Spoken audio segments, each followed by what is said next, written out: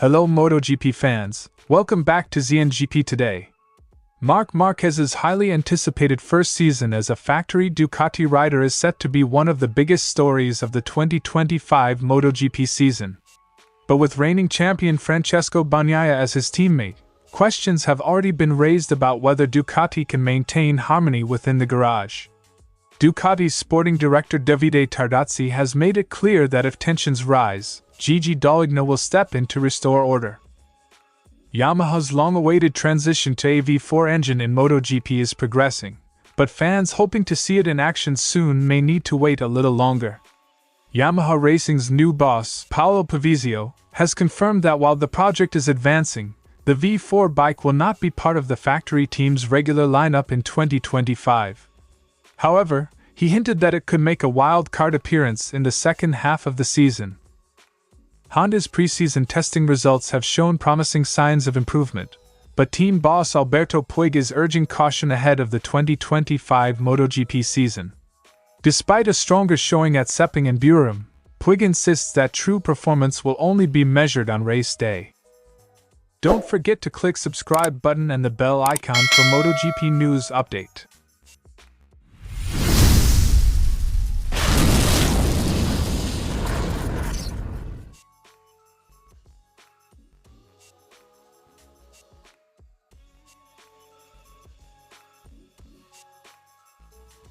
The pairing of Marc Marquez and Francesco Bagnaia on Ducati's factory team is one of the most formidable lineups in recent MotoGP history.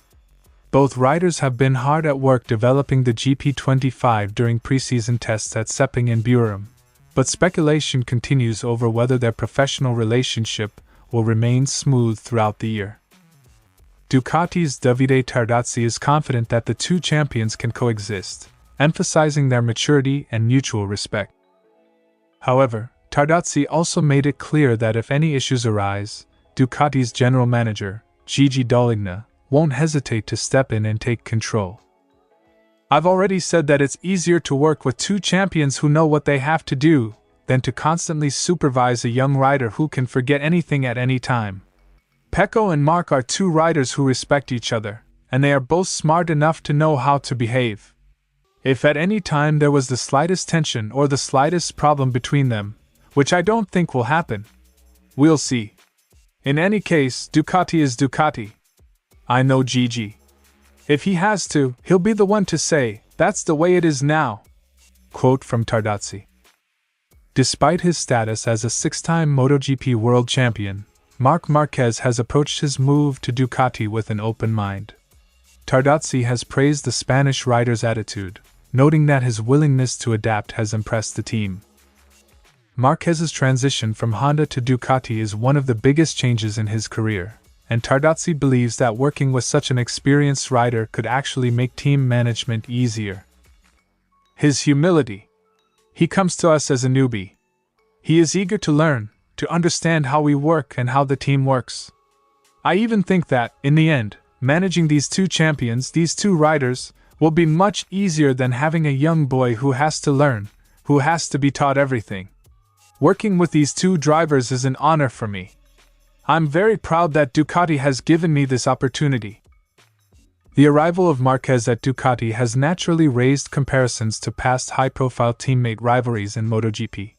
From Valentino Rossi vs Jorge Lorenzo to Casey Stoner vs Danny Pedrosa, history has shown that two elite riders in the same garage can lead to tension.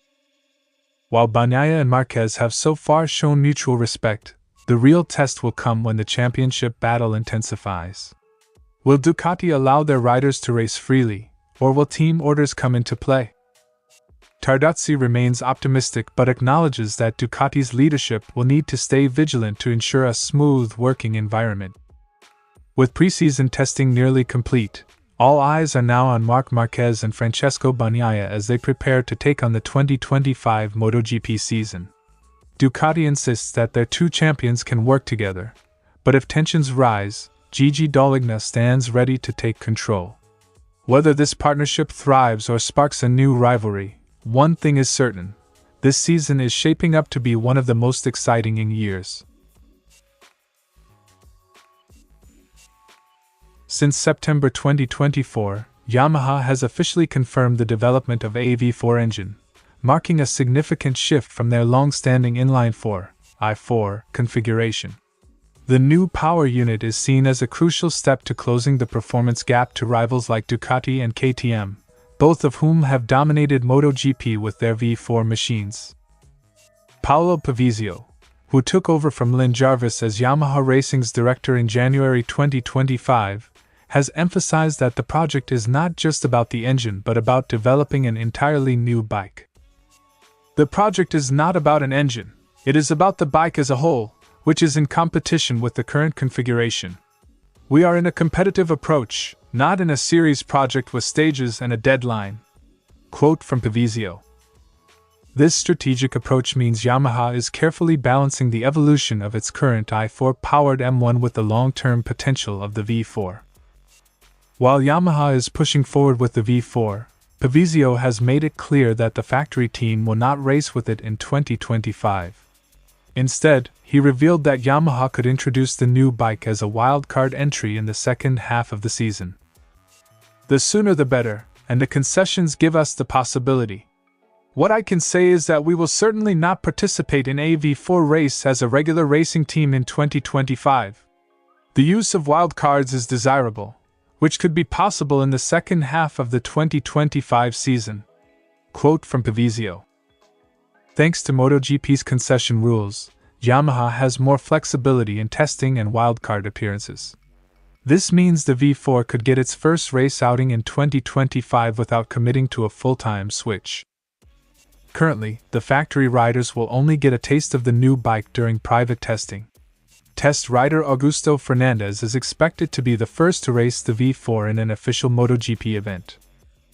Yamaha finds itself in a unique situation, managing two MotoGP projects simultaneously. While the i4-powered M1 is still the factory team's main focus, the V4 is progressing in the background with an eye toward full competition in 2026. Pavesio acknowledged the challenge of balancing development, but remained optimistic about the project. At some point, the MotoGP V4 can surpass the existing bike. It's very exciting. On one hand, the current bike is trying to catch up with the competition, and the V4 project is on its own path. To achieve our goal, control is central. They are the same technicians, they have to have an eye for everything. With Yamaha's factory team aiming to be competitive in 2025 while preparing for a new era with the V4, the team's engineers face a delicate balancing act in the months ahead. As Yamaha moves forward with its V4 project, the anticipation builds for its first race appearance. While the factory team remains focused on the i4-powered M1 for 2025, a wildcard entry for the V4 later in the season could give fans a glimpse of Yamaha's future. With the new leadership of Paolo Pavesio and the flexibility of MotoGP's concession rules, Yamaha's next chapter is just beginning.